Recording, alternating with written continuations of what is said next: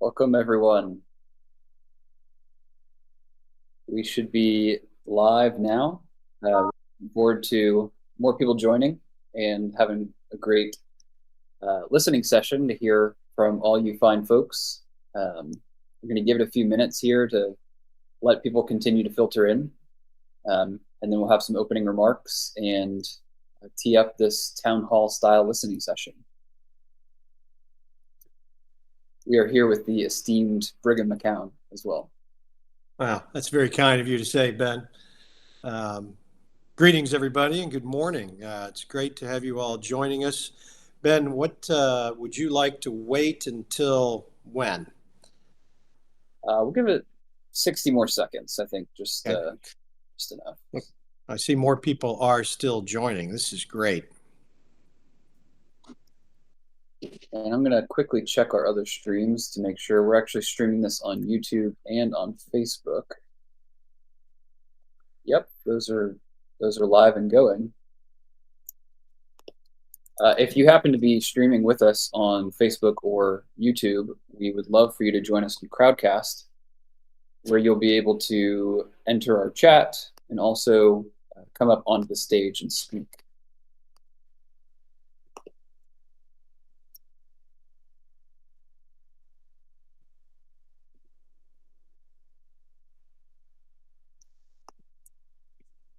Give it maybe 15 more seconds while I get us going here.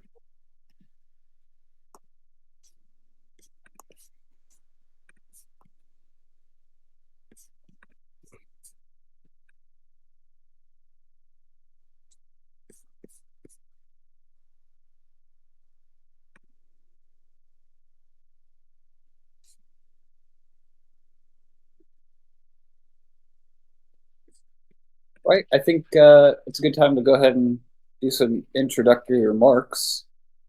Brigham, I'll let you kick it off with a formal intro, and then I'll just give some housekeeping notes. Yeah, that sounds great. Thanks, Ben. Ben is the Executive Director of the Alliance for Innovation and Infrastructure. I'm the chair of AII, and we're so excited to have you join us. Now, to be completely honest, this is the first time we have tried this. As many of you may know, AII is now in its 11th year. It's an independent national research and educational organization working to advance innovation across industries and public policy. We're the only nationwide public policy think tank totally dedicated to infrastructure. We explore the intersection of economics, law, public policy, innovation, technology, and transportation. Something that was needed when it was founded and is perhaps an even more pressing concern today. Like I say, this is you're the first live audience. Thank you all so very much for joining us. We're not going to promise we'll be completely free of hiccups or other things going on, but it's great to see so many folks jump in here. As Ben mentioned at the beginning of this, AII is a convener. We're nonpartisan. If you look at our board, we have Democrats, we have Republicans, we have independents. It's an area that I first learned working for Transportation Secretary Norman Mineta, a Democrat in a Republican administration. And I remember him saying, Brigham, there are no Republican roads and Democrat bridges. They're only it's American infrastructure. And so we have tried to stick true to that mission since our founding and look for ways where we can form broad support and consensus. One of the ways we do that is just in pitching a big tent and inviting everybody in, that convener function. We try to do research and we try to give guiding suggestions, but oftentimes the best suggestions aren't from academics or experts or other think tanks. It's from you all who are listening today. So AII has kicked off this listening session today, which really means we're here to listen to you. We're not here to tell you what the answer is to all of our infrastructure challenges. And with that, Ben, this I guess has a dual function too. I'm also listening as a member of the Department of Transportation's Federal Advisory Board, a new board that was just convened to listen to stakeholders. And we've had one meeting already, but the next quarterly meeting is coming up. And I want to go into that meeting armed with what's on your mind. What do you think are pressing concerns? And that board represents a cross section of different disciplines. But again, oftentimes some of the best advice actually just come from users of the system on a daily basis. So, Ben, I'll kick it back over to you. I appreciate it. Brigham, I think this is going to be a great session, and I know that it's going to inform your work at DOT very well. But I'm also excited for how it's going to inform our work at AII. Like you said, we do independent and objective research and education. And so hearing from stakeholders and bringing all of that big tent listening into what we do is really important. So a few housekeeping notes for those who may be live streaming with us. If you're on Facebook or YouTube, you can join us on Crowdcast to join the chat. You can type questions and comments into the chat, and we'll try to read those as well. And you can also request to join the stage. So that looks like raising your hand through the controls, hopefully on the right side of your screen. As soon as I stop talking, we'd love to see some hand raise. Like Brigham mentioned, this is really for us to listen to you. So we're going to try not to monologue at all. And so we want to hear what you're facing. What are your priorities within the transportation sector? Transportation policy reforms, ideas for future research, really anything on your mind that's transportation related or adjacent. We want to hear that. And so go ahead and raise your hand. If we have a few people in a queue, we'll call on you and make sure your mic is on. We'll bring you up to stage and you can speak directly into this stream. So consider the floor open for all who might want to participate. And Ben, while we're waiting for folks to raise their hands, let me ask you this. If they are listening through Facebook or YouTube, are they able to comment or chat through those mediums? Will we see their questions perhaps through that mechanism? If you are on Facebook or YouTube, you can comment within those platforms. And then we have a trusty moderator who's going to bring those into our chat here. So we will be able to see them. But if you want to chat directly, try to join us here on Crowdcast. And you should see that link on all of our social media platforms this morning.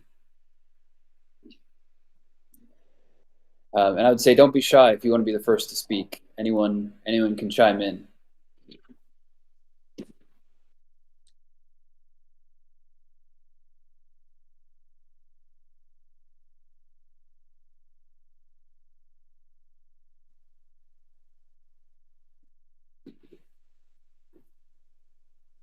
Okay, we have a request from Paul Dickinson. We're going to add you to the main stage. Make sure that your mic is on. And here you go. Okay, let's hope everything works properly here. Let's see, can I turn my camera on or not?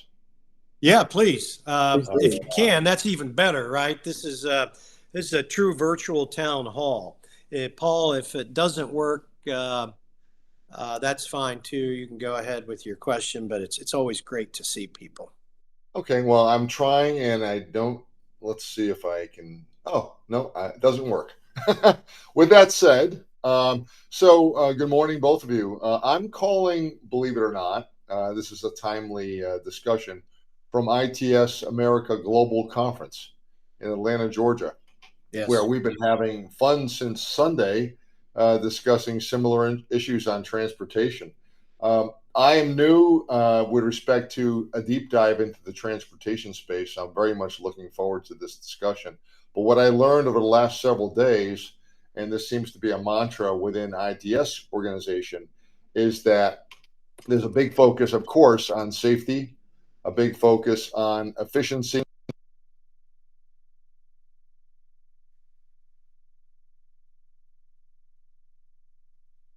Well, I think your mic has dropped out there. Oh, no. We got Paul, we big can't focus hear on you. safety and efficiency. Okay, how about, let's Nope. see, let me try again Yep, now. we Can you got hear you me back. now? Okay, Yep. sorry about that. Wow, I guess I had a few things come in on other screens and it shut off my mic. So, safety and efficiency, and also resilience. And I know AI has done a lot of work on looking at the resilience of our infrastructure, all different types of infrastructure, and that we need to increase it. So I just wanted to make a comment in general. There's a huge exhibit area here, probably over 200, 250 exhibitors, all with amazing technologies that will implement and improve our transportation space. The one comment I want to make, and I made this to the office of, I want to try to get this right, the Office of Secretary of Emerging Technologies within USDOT, is as we continue to build out our transportation space in the US, we have a tremendous amount of optical fiber and cable that is being put along the roads. And the Surface Reauthorization Act is, I guess, being looked at now in terms of what we should focus on for research and funding going forward. One of the comments that we discussed here was utilizing the optical fiber along the roads for as much as possible to enhance resilience and safety. So I don't know if either Brigham or Benjamin, you may want to comment on that. There's amazing amounts of new technology that are going to help us with ITS going forward with transportation. And anyway, this has been a very fertile discussion here this week. And so I'll just put it back to you. Okay. Yeah, thanks, Paul. So ITS, Intelligent Transportation Systems, and ITS America is having its World Congress right now down in Atlanta. That's the Intelligent Transportation Society of America, a professional organization that brings members together for making the U.S. transportation system safer, more efficient, and more sustainable. Paul, you raise a number of great questions. One of the things that I think we've all wrestled with over the years is to how can we better build newer, more advanced infrastructure without burdening current mobility or systems that are in place. And it's gotten harder to build things. You know, if you look back to the days of old, the Transcontinental Railroad, the Hoover Dam, the Trans-Alaska Pipeline that was built in 3 years flat, things that, and actually, if there's anybody that's not muted, if you wouldn't mind, I'm getting a little feedback on my piece here, but yeah, things have gotten harder to build for a couple different reasons. One, we're building things in more urbanized corridors than ever before. And well, the permitting process has gotten distorted. That's a whole nother topic. But you're absolutely right. If you look at our interstate transportation highway system, it's created by Dwight David Eisenhower in his bill in 1956 to build the interstate system. It was to promote trade and interstate commerce. And I think that's true for a lot of our infrastructure. And whether it's trains, planes, or automobiles, data, energy, electricity, you know, being connected across the country is so critically important. Why? Because we want that resilience. You flip the light switch, you want the lights to work. You go to the gas station, you want there to be something to buy there. When you go get your coffee in the morning, you want those cocoa beans that have come from a different country. And transportation can be efficient and effective, or it can be a drag on society. It can be expensive and costly, it can result in delays. We all know this ourselves from sitting in traffic. So, long-winded answer of saying one of the options is to what else can we place in certain existing transportation corridors? Some people have referred to them as corridors of commerce. Can we put fiber optics alongside the highway system? I believe Georgia is experimenting this right now. They may have, I think they have an exclusive contract with a vendor to try to monetize that system. Why do you want to monetize it?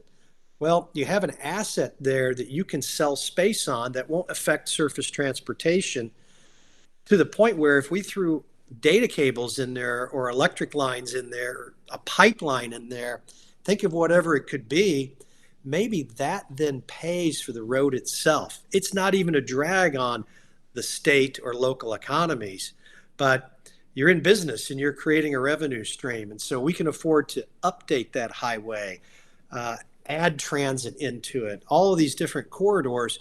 I think it's actually a brilliant idea. It has its roots almost 20 years ago in Texas, a multimodal corridor, but the new version of that people are talking about, and I think it's got some legs. Brigham, I think you might have accidentally segued directly into a really good additional point. I'm not sure, Cal, if you're able to join us on the mic, but Cal Silverberg put in the chat that he's curious about toll roads as a future for controlled access highways, just merging those ideas of paying for the road infrastructure. Yeah. Let me see. We'll give it a minute. Cal, if you are able to join by mic, go ahead and raise your hand. And then while we're waiting, I'll add a note. Paul mentioned fiber, and that's something that we've actually written a report on recently, about looking at ways to utilize existing fiber optic infrastructure for many more benefits than people traditionally think. Often it's viewed only as a broadband application, and it certainly does, but it also can be leveraged for a lot more, including things like transportation, infrastructure monitoring. All right, we have Cal here, so I'm going to invite you to the main stage. I'd love to hear your thoughts.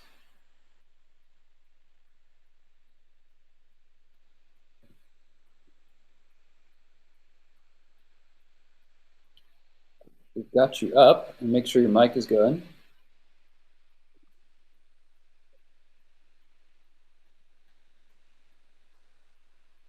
Don't Hi, have Cal, audio can you yet. hear us?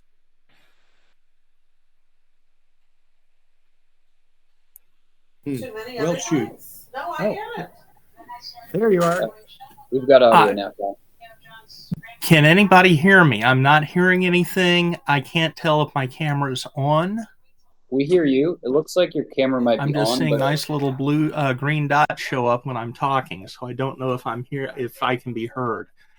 We can hear you. But basically, as Ben knows, being from Fort Worth like I am, we went through a stage here where we were adding express lanes to highways that were going to be tolls. And this was done in partnership with the Texas Department of Transportation as a way to boost the highway spending capacity growth here in Fort Worth.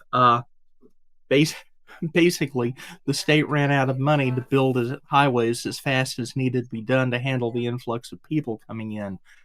There was great big pushback and a great big argument as to how much it was going to cost the highways, the department to build the highways, how much users were going to have to pay, and more frustration, especially today, the taking away of property that could go into the tax base.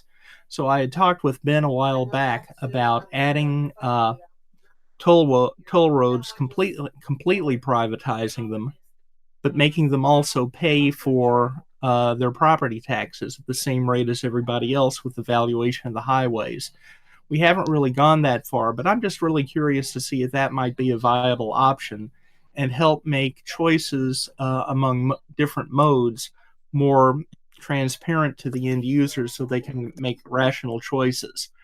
Right now, I fill up my tank, I add 38 cents to the gallon in highway taxes, and then I drive wherever I need to go, if that's over to Dallas to visit family or do something like that and come back. And it's not, okay, I need to pay $10 to go over to Dallas to drive, or I can pay $5 to go over on the train. So that's basically what I'm talking about. And like I said, if somebody else is talking, I can't hear it, I can't see it. I don't know if I'm out there or not. So hopefully everybody can hear me. We got it all, Cal. I'm going to remove you from the stage, but thank you so much for that input. Yeah, so that's great. And, the DFW area, the Dallas-Fort Worth area is growing exponentially. A lot of people want to move to Texas. I've been a Texan since, let me think about this, 2001, I guess, we first moved to the DFW area, and literally the population is since somewhere around 2010 to 2030, 2040 is supposed to double. I wouldn't be surprised to see DFW area overtake. In fact, it may have already overtaken Houston as the fourth largest city in the country. Do you know, Ben? I'm not sure. Houston's pretty sprawled, but it's definitely Fort Worth itself is near over 1 million now, so the whole metroplex has got to be pretty high. Yeah, it's really grown a lot, and I guess Cal raises a great point: is how do we pay for certain types of infrastructure? And the U.S. is very different from, frankly, most other countries in that most infrastructure is already privatized. We don't have a government airline like Air Italia or Air France. We don't have a government-run railroad system. Amtrak would, I guess, be the closest thing, but it doesn't actually have the track itself. Everything is in private hands and private development, even our electrical system, except for roads, right? And I think we all grew up with the American dream of hitting the road and being able to drive, well, just wherever you want. And I certainly am a big fan of that myself. A couple things have happened. That 1956 act I talked about to build out the federal highway system of interstate highways was supposed to be temporary. And in fact, the last section of interstate highways was put together, and I believe it was out in Colorado, around 1992. Don't hold me to the exact numbers, but I think I'm pretty close. And so people have said, well, it's built. Well, obviously, we have more people in the country. What was designed in the 1960s and 1970s doesn't necessarily still hold today. We're traveling more than ever thanks to highways and cars that get better mileage. And the whole point was this federal gas tax, which has not been indexed for inflation and has not changed since 1993. It's 18.3 cents a gallon for unleaded fuel.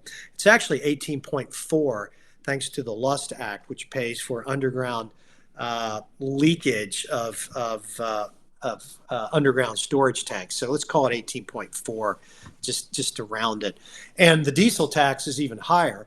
That's at the federal level. And then the states had roughly back then, in the Clinton era, about the same gas tax on the state side. Well, obviously, 18.4 cents a gallon is not worth what it was in 1993.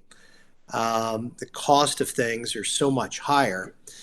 And Congress and subsequent administrations haven't really wanted to raise it.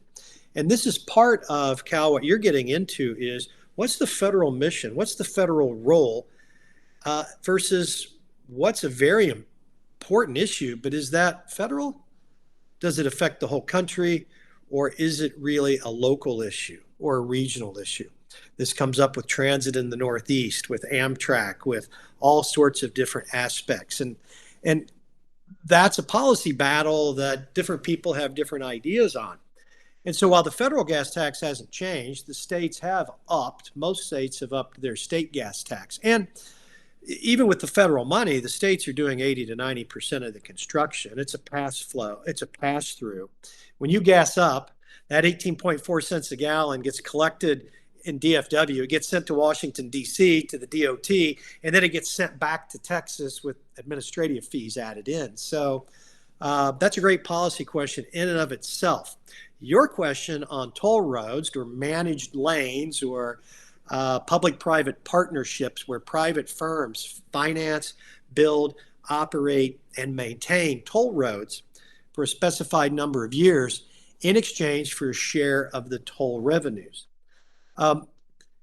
If you look at different parts, so the North Tarrant Expressway and the LBJ Expressway in the DFW area, there is a company, NTE Mobility Partners and LBJ Infrastructure, They're part of the Spanish firm Ferrovial that manage the Tex Express lanes in the DFW area. It's a 52-year agreement for it. Why so long? Well, the state didn't have the money to build it, or the state was looking for an alternative delivery mechanism to either add lanes to the free lanes or to build new lanes where nobody wants them. The crazy thing is, roads actually all started out in the U.S. as private. If you go to some places, you'll see these really old toll booths where some of the first toll roads were obviously very rudimentary and cut through the mountains of Western Virginia on their way to a new America. And in exchange for that, people were charging tolls if you wanted to pass. A lot of these investments, and I don't know the exact dollar figure there, but I do know that State Highway 130 in Central Texas, they have a 50-year agreement with Zachary and Centra, which is also part of Ferrovial. I want to say the initial investment meant that the company had to invest $1.3 billion, $1.5 billion to build this. A lot of money. And so the idea is we're not going to put that on the back of all of the taxpayers, but it is a fee for use. We're going to charge the people that actually use it for that. And what it does is it transfers risk to the private partner away. So there's shared revenue, and in many cases, some of these companies pay the state billions of dollars just for the right to put it in, and that goes into the state coffers also. It depends on the specific project, but the idea is the state is getting money that they desperately need already, and they're sharing in the revenue. The state's getting part of that revenue. So in essence, they are collecting property taxes. They're just operating taxes. But devil's in the detail on the deal, and some of the early deals were pretty bad. I think because people didn't know how to do them. I think we've moved past that at this point, though, and some of the new construction stuff's gotten better. But love to hear more opinions on all of this. Yeah, that's great. And I would say anyone who has follow-ups to this or future research ideas or resources you want to send along, like a white paper you read from somewhere else, feel free to email those to us at info@aii.org. Yeah. And Ben, last thought on that is whenever the concession agreement is over, and Maryland does this with public schools, by the way, somebody comes in, builds the school and runs the school so teachers can just teach, is when the period is over, you have to give the asset back to the state in 80% like new condition. And so it's not a permanent transfer, but it's a long-term lease. That's interesting. We've got another hand raised here. This is Jemmy Wang. I'm going to bring you up to the stage if you're with us here. Make sure your mic is good to go. And here we have Jemmy. Hey, can you guys hear me? Yes, sir. Okay. Brigham, great to finally meet you. I guess heard so many great things about you. Thank you. Yeah, my question is, I've been in the underground damage prevention, infrastructure space for 23 years now, and worked with many different companies. I've helped sell 6 companies in the space, grow and sell them. And what I see in it is, I think, a microcosm of our infrastructure situation, which is it's kind of stagnant. There's a lot of, I think, resistance to technology and change and improvements because there are a lot of vested interests. Okay, there are a lot of vested interests. They're all kind of protecting their domain. And we live in a country with such amazing innovation. I was just looking at the 6 most valuable companies in the world. They're all American companies. They're all technology companies, right? NVIDIA, Microsoft, Apple, Google, Amazon, Facebook. They have a combined market cap of over $18 trillion, which is more than all the companies in country number 2 and 3 combined. And then I look at our infrastructure situation and the industry I'm familiar with, underground damage prevention, infrastructure services space, and there's such a disconnect there, right? Like, how do we?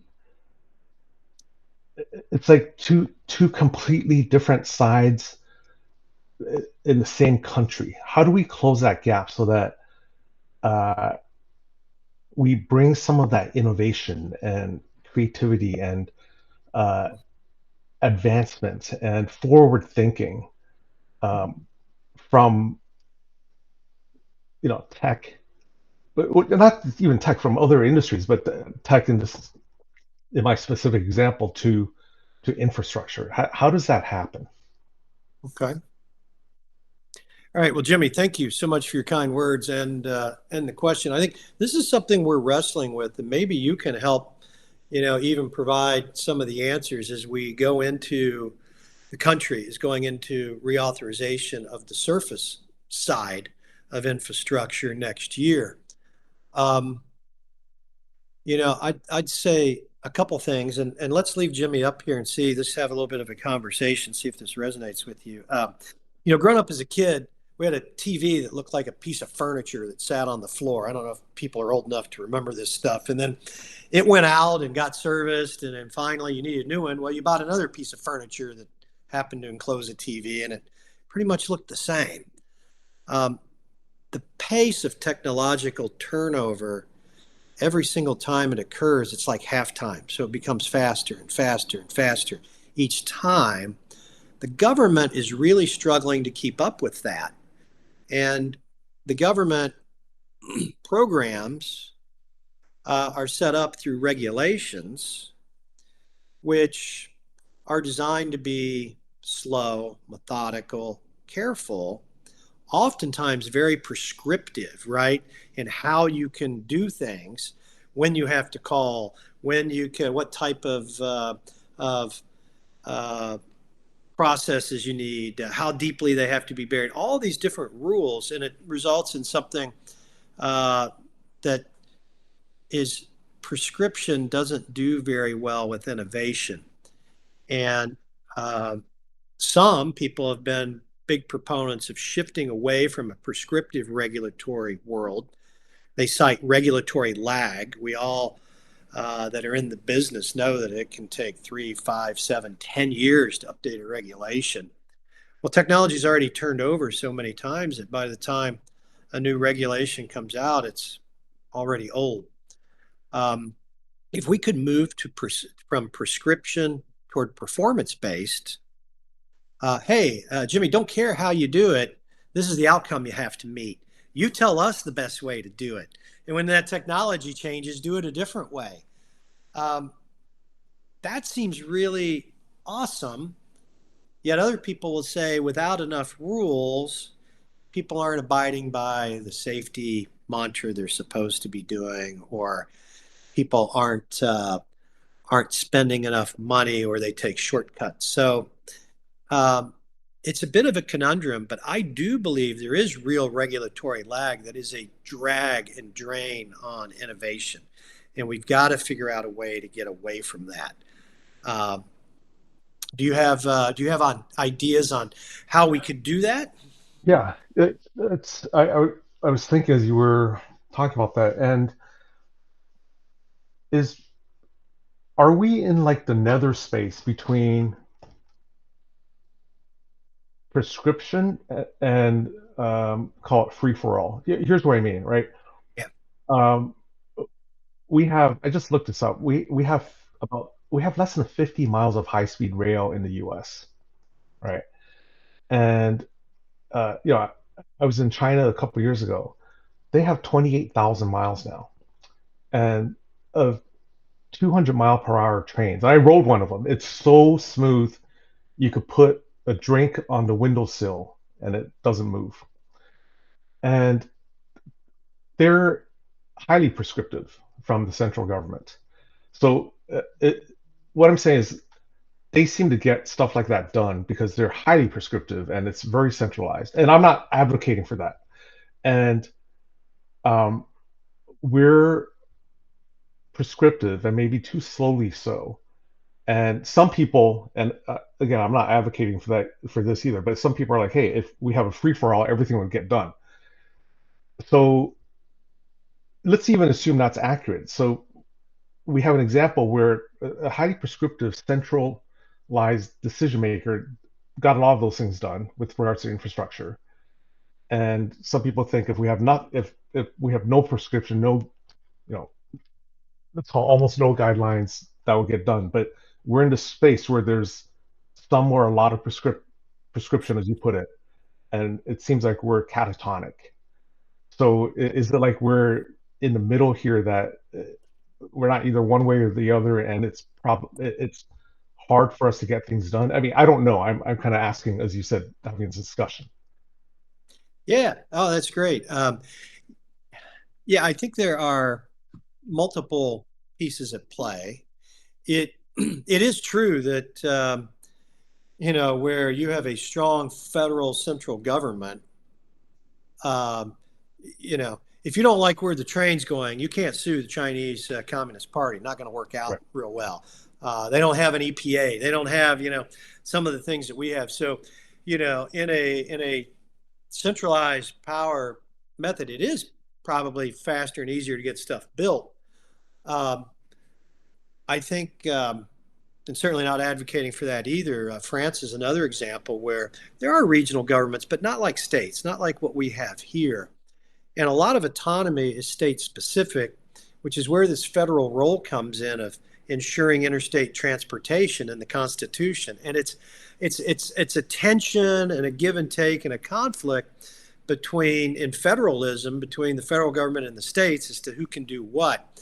And it ebbs and flows. What I have found is that where you have a project where the developer, the stakeholders, including government and public interest groups, all align, it's so much easier to get something built. When you strong arm your way in and say, I'm putting a pipeline here, it doesn't work out, or at least not easily. And so I think, when people work together and you get to everyone's concerns and try to make the project as good as possible, you minimize the risk of delays, you minimize the risk of lawsuits that can go on forever.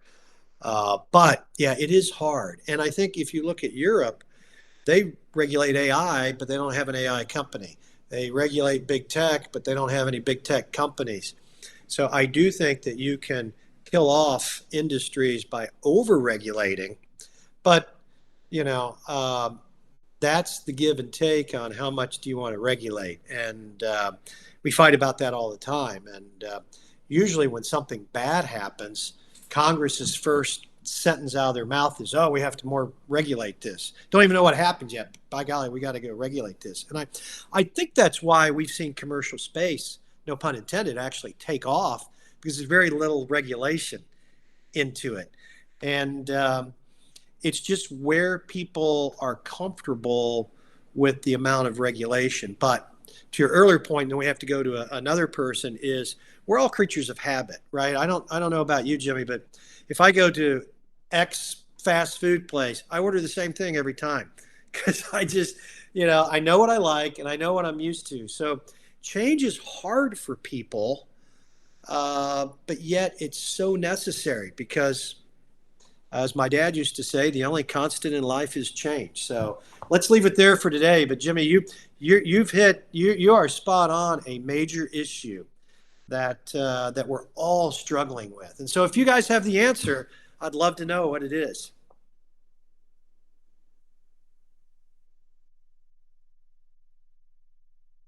And you may be on mute. Thank you, Brigham. I was on mute.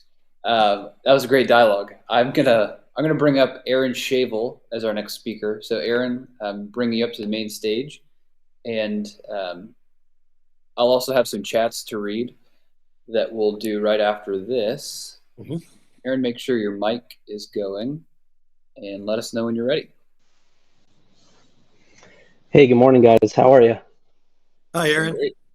Thanks for joining us.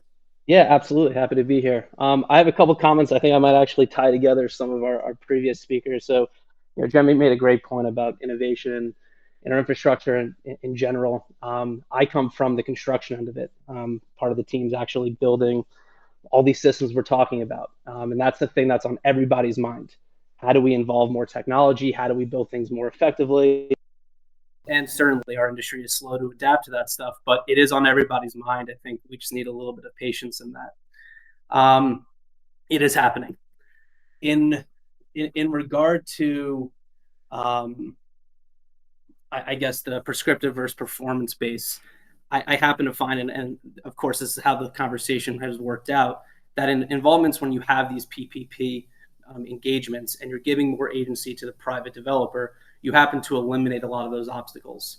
We talk about entrenched interest, and a lot of what it is just it's CYA, right? That's kind of the nature of a lot of people, cover your butt. So there's a lot of kind of shifting of responsibilities and that kind of thing. And I have found that the PPPs have kind of reallocate, like you said, Brigham, reallocated some of those risks and refocused some of the priorities. So I guess as part of the conversation, is this something that the advisory board or this administration's DOT is trying to focus on spurring? We're seeing some great participations from certain states, but is it something that is more of a holistic push and approach?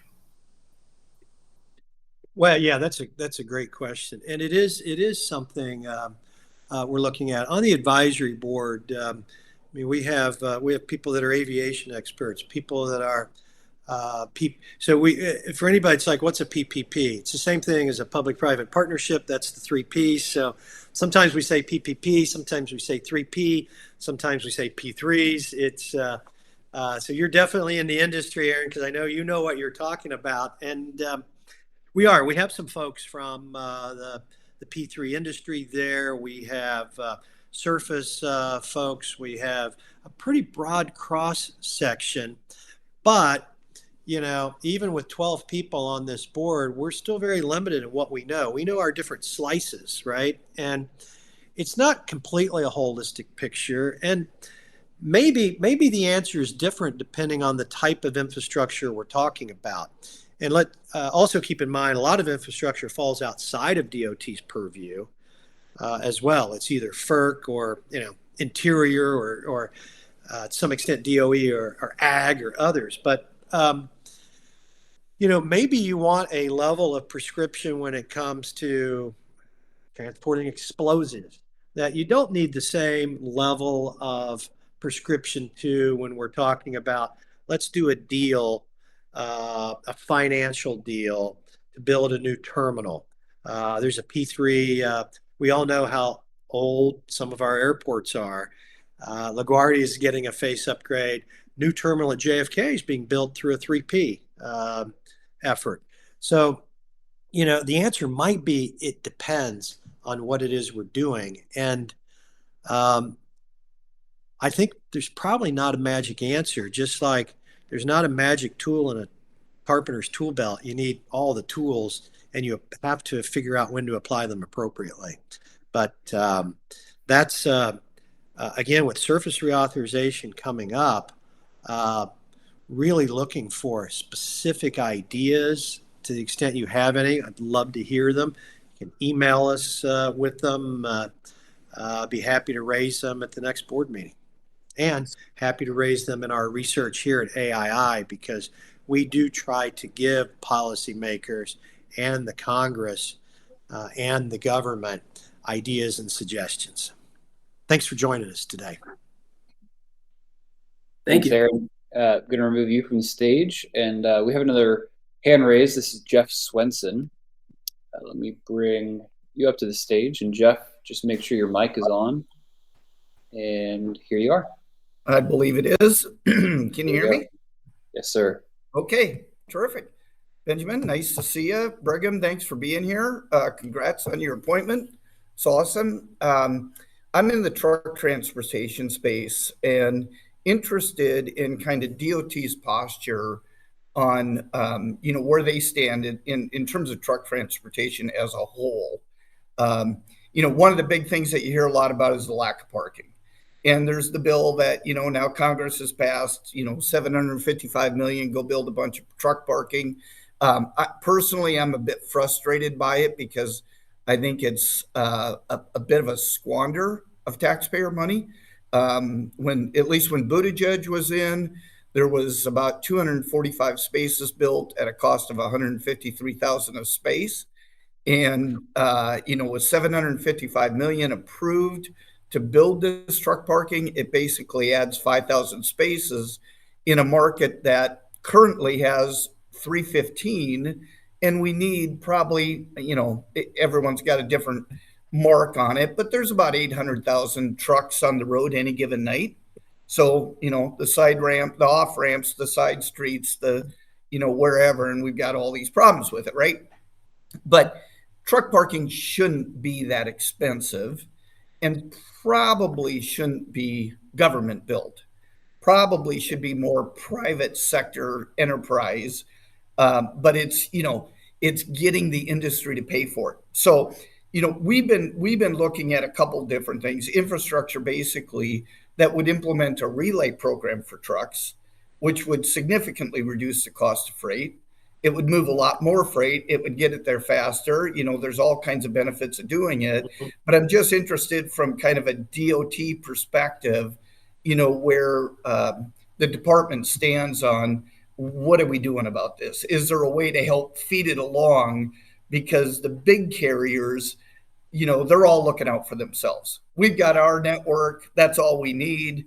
We don't need to compete. Whereas 96% of the trucking companies in America, there's 235,000 of them, are less than 20 trucks, and they can't afford that kind of a network on their own. So your thoughts, Brigham? Yeah, Jeff, thank you so much for the question. Oh, I love trucking.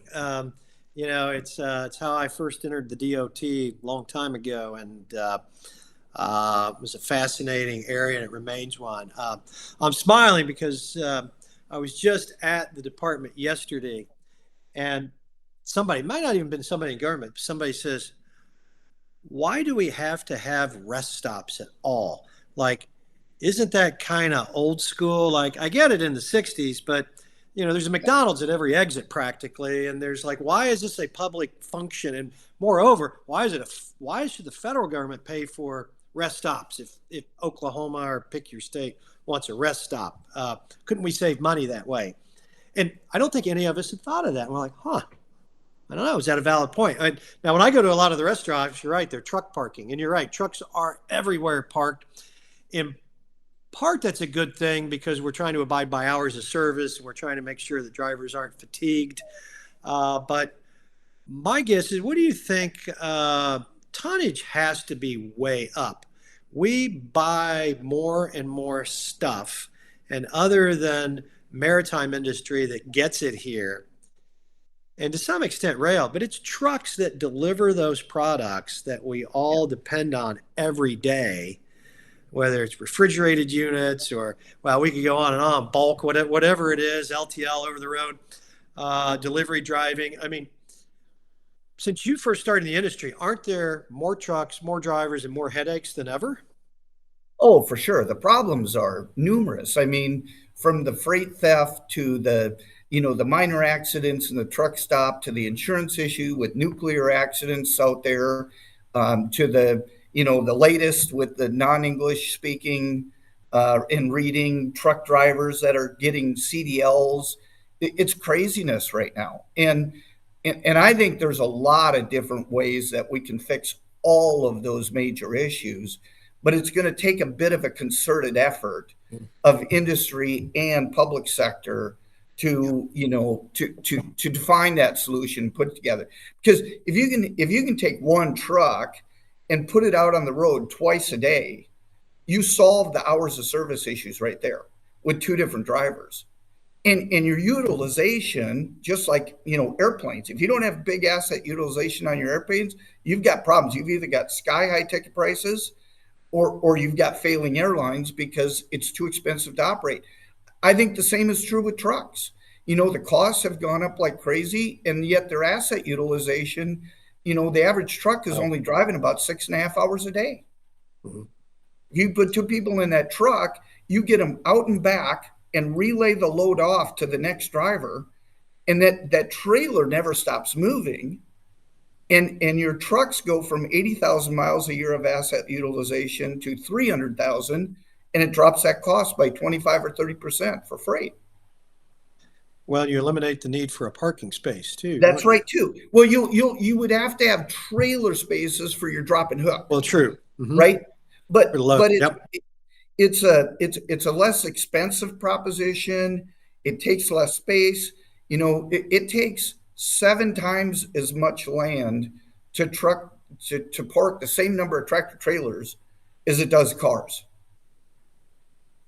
Vehicle for vehicle, 7 times as much land. And that's why I was alluding to the cost that Buttigieg spent, and it's astronomical.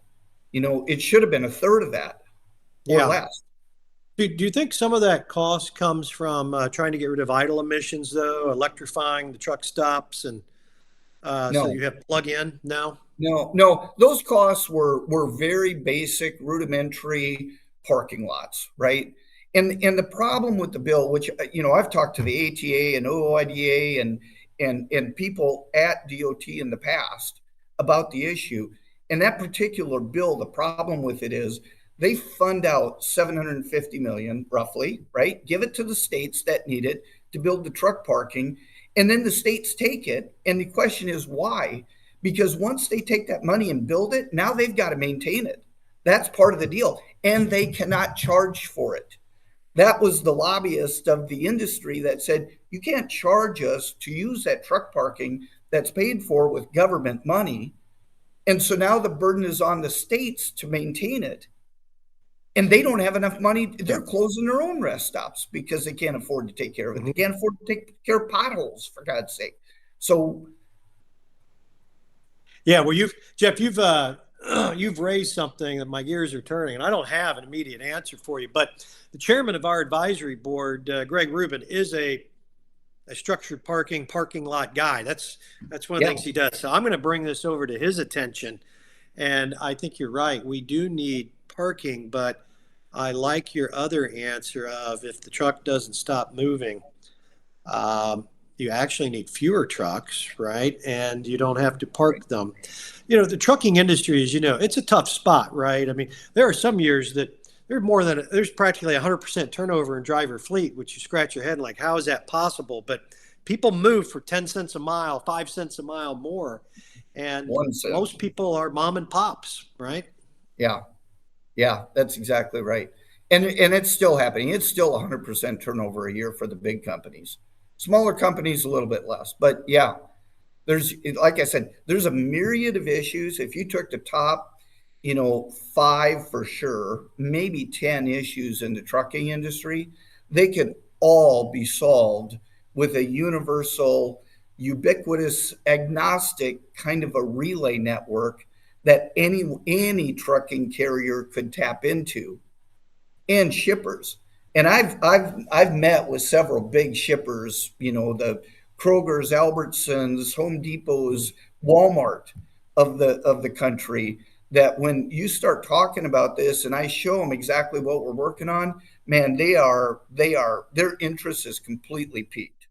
They are trying to figure out how to do that because and they've all said, do not stop chasing this.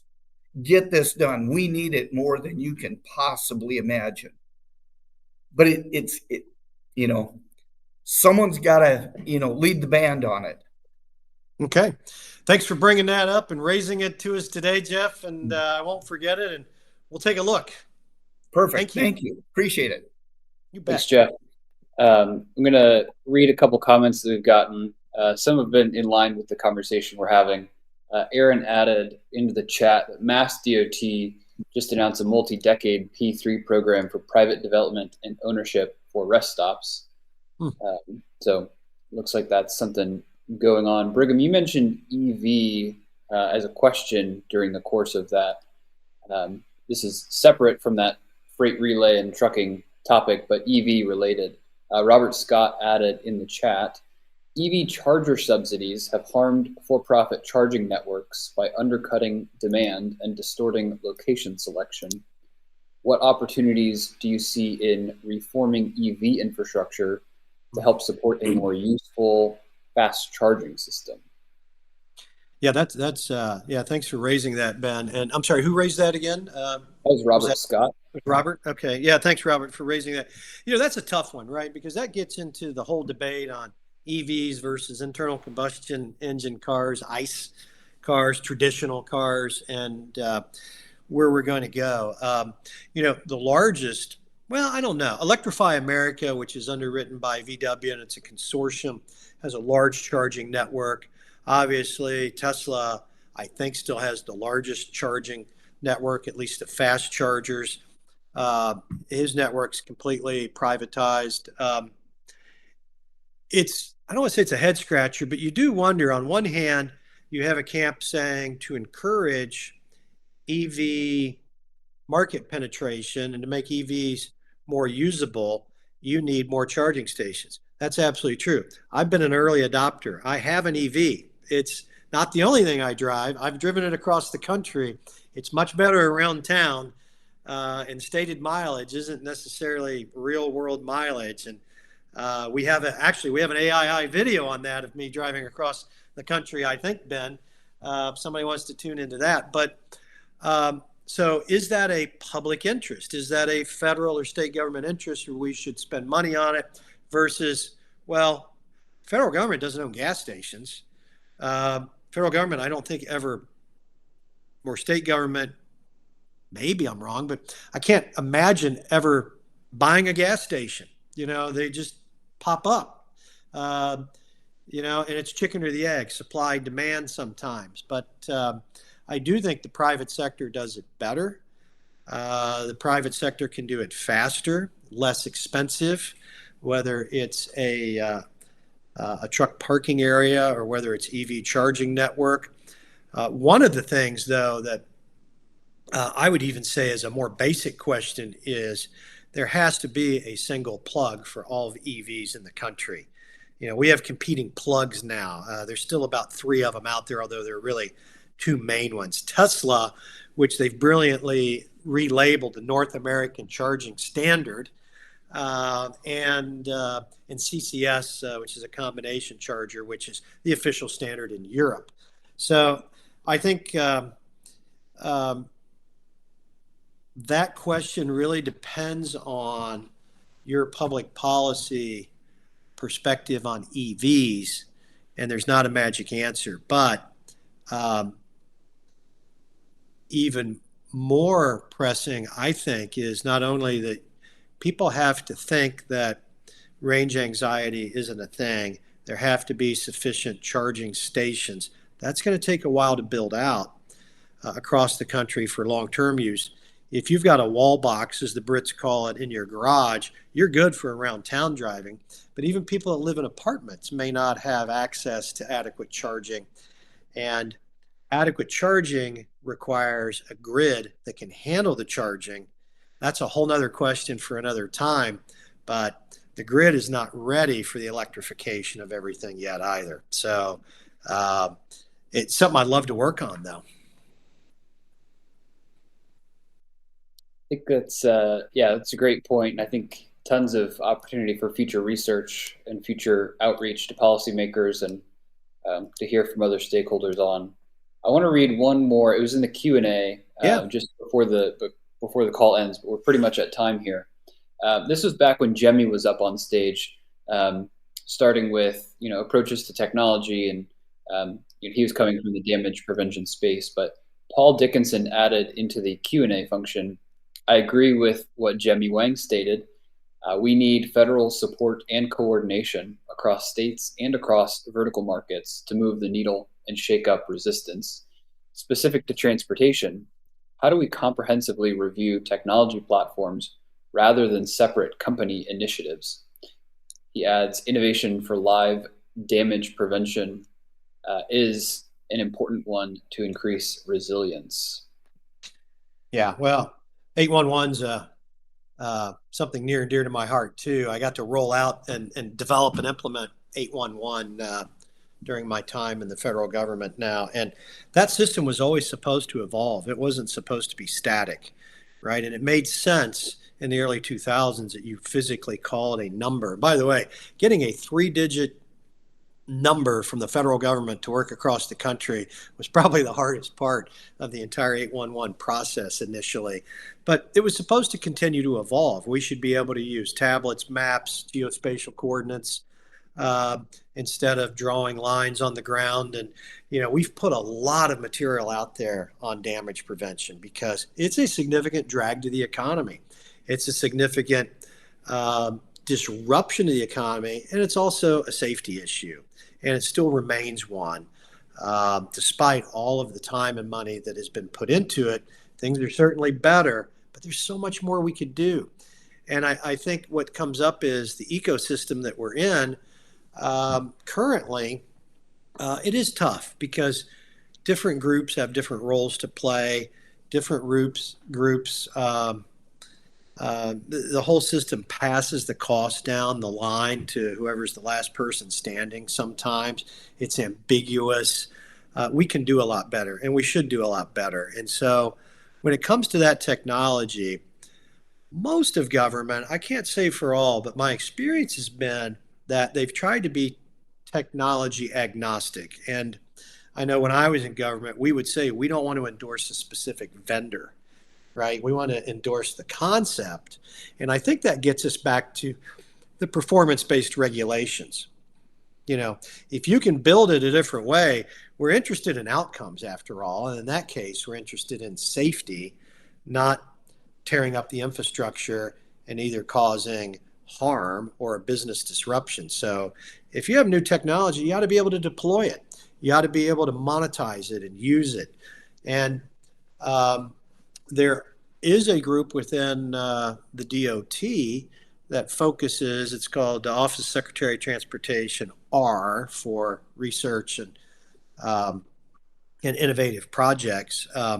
Most agencies have a similar office, but I've seen government offices created to expedite decisions, and the office itself just slows it down. And so it's some things sound really good on a university whiteboard. I guess we don't have blackboards anymore, but a whiteboard, but they don't actually work in fruition because everybody has, just one more great idea. And I'm sure you all have been there where it's decision by consensus. It's hard to get things done. Back to his original assessment about why can China build things much faster? Well, that's probably because why. But we can't say it's not going to work. We have to figure this out.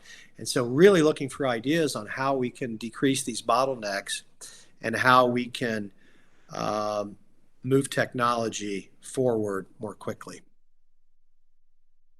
Yeah, that's all great. And I'd love to keep that dialogue going, Brigham, here at AII, and certainly solicit more input from folks on this stream and folks who may be watching it after the fact.